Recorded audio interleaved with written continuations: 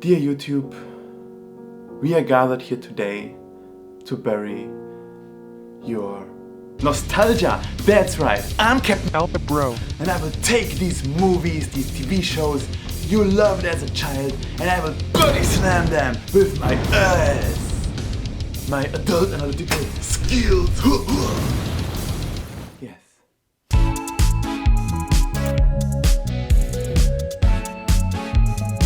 So, the movie for today is Titan A.E, or as I call it, Titan A.E, because that's the sound I made when I watched this movie. But first, maybe something about the history. So, the story begins in the year 1998, and 20th Century Fox has this live-action script lying around, and it went through the hands of several writers already, and then chairman Bill Mechanic looked at the script and was like, this thing cost me already $30 million. What should we do with that? And on the other hand, he saw, wait, I also have this animation studio and they don't have a project right now. And if they don't have a project, I will have to fire them all. So he threw it over to Fox Animation Studios, which was run by Don Bluth together with his producer, Gary Goldman. And because 20th Century Fox already lost a lot of money, they were like, challenge mode. You finish this movie in 19 months, and 1 year before you finish this movie, we will fire 300 of your 380 people working at the studio. And as you could guess, nothing good comes out of such a challenge. So the movie, with a budget of $55 to $75 million, only made $36. Yeah, it only made $36. Only 2 people saw it. Only made $36 million back. It was a great flop, and Fox Animation Studios had to close down after that. But things weren't already pretty good before that. In an interview before the release of the movie, Gary Goldman said that he had to keep the studio alive from project to project. So that we are not here to hear the history of this movie, we are here to hear my opinion as a kid on this movie. And actually, we have a first, I have not watched this movie as a kid. In the year 2000, I guess I had different stuff to do. Growing up, you know, going into puberty, being sad all the time, and watching X-Men. And I think I had Titan A.E because of a lot of very bad reviews, like saved as a bad movie in my head. And oh boy, I was pretty right. But let's get into this now. So as always, spoilers ahead. If you want to watch the movie, which I don't recommend, you can skip until this position. So we first open up on our good old Earth. Our protagonist, Kale. Kale? Wait, that's really his name? Oh my god. We meet Kale and his dad, Broccoli. I'm sorry. I won't do any more vegetable jokes, I'm sorry. We meet Kale's dad. He has developed humanity's greatest achievement, the Titan. Yes, that's the title. It's clever, right? But this really ugly alien race, the Dredge, they are pretty jealous about the Titan and about humanity in general, which is weird, you know, because obvious reasons. And they do what you know you would do in such a situation. They destroy Earth. Now we jump to 15 years later. Kale turned into Space Gordon Ramsay. I mean, come on, am I the only one who sees this? But I guess his chef career doesn't really take off, so he just works as a space junk collector. And also he's not very smart. You know how they say you shouldn't cut off the branch you're sitting on, and he basically exactly does this. So one day, an old friend of his father shows up, called Cauliflower. No, that was the last vegetables joke, I swear. He's actually called Corso, and he's there because he heard the plot has to move forward now. Yo bro, I'm here for the inciting incident. The what? So he tells Kale that in the ring his dad gave him is the map to humanity's last hope, the Titan. The Dredge heard that an action sequence is about to take place and storm in and hunt them down. But they don't play a lot of video games and don't know that red barrels always explode. So Kale and Corso can flee, and on Corso's ship we meet the rest of the crew. Hot edgy romantic interest, sexual harassment rat, and unfortunately that's not a joke. You positively glow with maternal warmth, Akima. It's very fetching. I must have you. And God, what is this? It's like, I know it's supposed to be a kangaroo, but But look at these legs, how is it physically possible to stand up for this thing? I don't know. And space turtleneck nerd. Not Steve Jobs, but actually a turtle nerd from space. So the clues on Kale's map leads them to this planet full of bats and gas thingies. And Kale really demonstrates his intellect once again.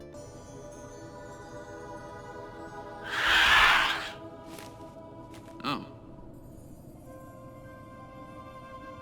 Bitch, are you dumb? Pardon me? Are you dumb? I think she's dumb. But the Dredge again heard that an action sequence is supposed to take place, come in again, and this time they kidnap Akima and Kale.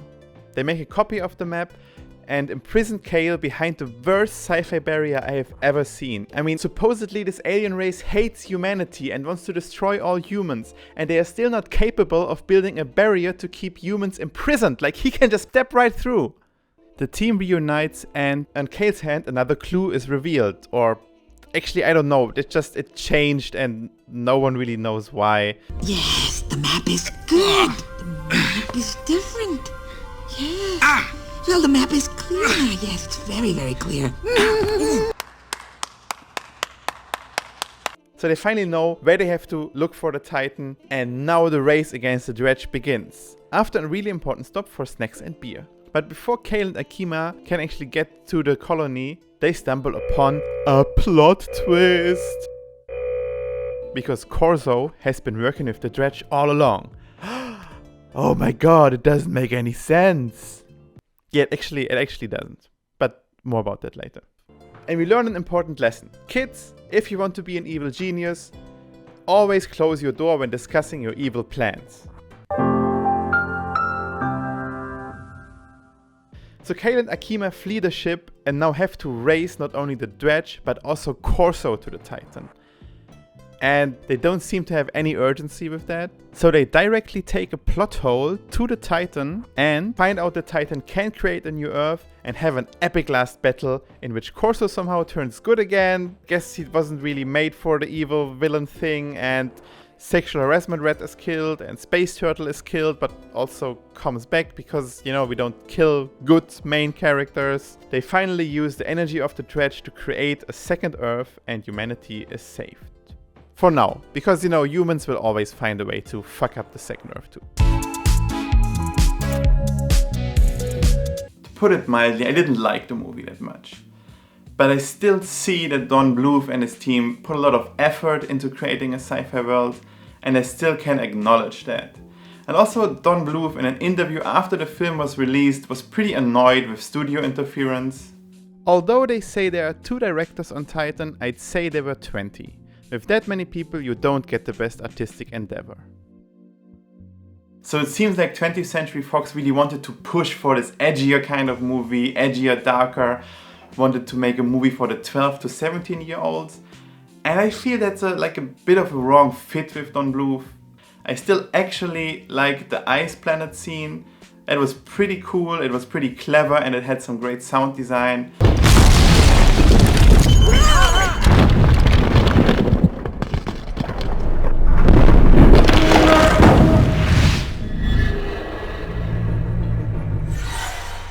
Where is he? I don't know. If you have seen my other 2 reviews, welcome, you are a fan of the channel, first of all. But also you will have noticed that the world was always a big redeeming factor for the other 2 movies. Unfortunately, that's not the case with this movie. We just lack real world building. Like, nothing really feels like it extends outside of the things we see on screen. And even a lot of these planets just sound like made up doing a Rick and Morty skit. This is Plachta. And this is Solbrecht. So like Treasure Planet, this movie mixes 2D and 3D animation. But Treasure Planet actually made this pretty well. Not this movie though. A lot of these 3D graphics remind me of these 90s cheap music videos.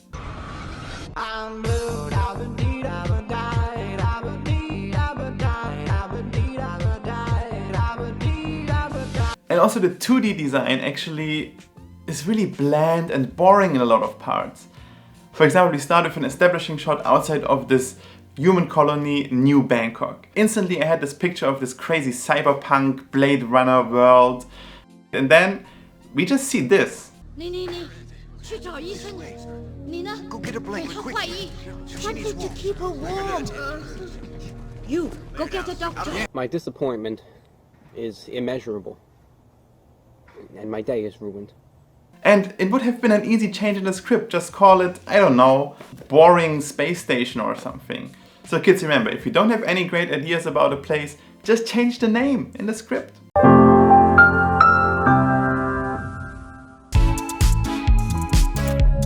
So, the music. I mean, what do you expect of a movie that has Creed in its trailer?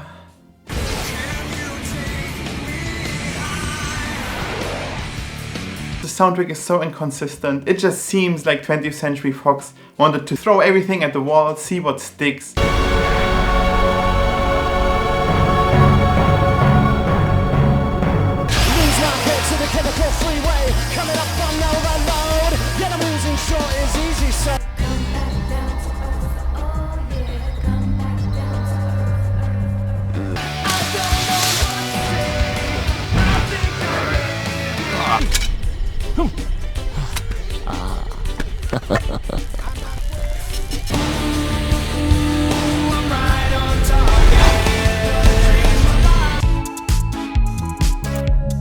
So far, the characters are really bland and boring. Especially the main character.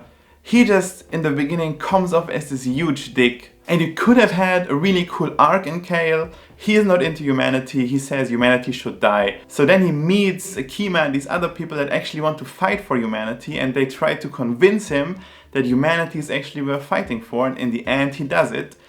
But here, we just have basically him being like, yeah, I'm gonna come with you. I mean, I have this map on my hand, so what should I do? And you know, I have holidays the next 2 weeks, so... And everything just feels unmotivated. And although he even says himself, if I don't like the way things are going, I'll show you how much like my father I really am. I'll leave. And then they get kidnapped by the bad guys. And he still keeps on going because Akima said for like a second, oh, I like the planet Earth and so it was a home to me. It's just really bad character building. It doesn't work at all. Especially if the side characters, there could have been a lot of more things happening. Like, imagine Akima, how cool it could have been. She always had this dream of being a pilot. Maybe she wanted to fly this super fast spaceship. But I don't know, she wasn't allowed to do it, and now it's not built anymore because the blueprints were on Earth or something. And then they get into this colony and there's the spaceship and they rebuild the spaceship and she can finally fly it. What a cool arc that would have been. And it would have also closed a lot of fucking plot holes. And just to clarify, the alternative arc the story gives us is non-existent. Like, Akima is basically just the love interest. That's her role. She doesn't have anything to tell otherwise. The whole story is a mess. Like I already mentioned in my first review, the adventure story plot. You know, the adventure story is always you have something everyone wants to find, like an artifact, basically a MacGuffin. In this movie it's the Titan, and it's a pretty straightforward plot. And then they go from clue to clue to clue, and in the end have to race the bad guys to the goal and have to fight, final climax fight and things. And in this movie, like the clues are not really there. The map just changes based on the plot. Like on the planets with the bats, I thought either they have the second point, like the second clue where they should go, or they have the final point where the Titan is. But when he is kidnapped by the dredge, we find out that, oh no, the map is now finally complete as he comes back. Like now it changed for some reason and it just doesn't make any sense. It completely destroys the whole structure of the movie. Because we are not anymore in this, oh yeah, they have to find this clue, they have to go there, they have to go there. We are more like, okay, so now they know where to go, and then we get into the scene where Koso is betraying him, and we think, okay, yeah, now action, and then it's just like, oh, now they're building a spaceship, okay, what is happening? They ask you how you are, you just have to say that you're fine. And also the betrayal of Koso is really weird, like he has this deal with the dredge, but they still chase them all the time. Like the whole dredge just feel like a huge plot convenience. They don't have any personality. They are just there to drive the plot, because every time they find something out, they just appear out of nothing and be like, oh, we have to shoot at them. And it just doesn't make any sense, because why should they make a deal with this guy to find the Titan when they then just kidnap the dude and copy his map? Like it doesn't make any sense. And it may sound maybe a bit small and nitpicky, maybe it's just my personal opinion, but the whole premise of the movie seems not true or relevant. Why do they need a big spaceship to build a new planet? There's actually a list of planets that could be inhabitable. And I mean, we still imagine we are in the same galaxy, and there are other planets that have like an atmosphere, that have water on them. It's never stated the reason why they just can't go on another planet. And I also actually thought for a long time that this would be the message of the movie. Like, they saved this big shit. They saved this big shit. They save this big ship, but then it gets destroyed or something. And then, you know, the home of humanity always has been in you all along. So as long as we're all together on the same planet, it doesn't matter if it's Earth Point 2 or something else. And I thought this was the ending, but supposedly it was not. So as I have not watched the movie as a kid actually, I will just give it a score out of impression, I guess, or like out of the thought as I had as a kid.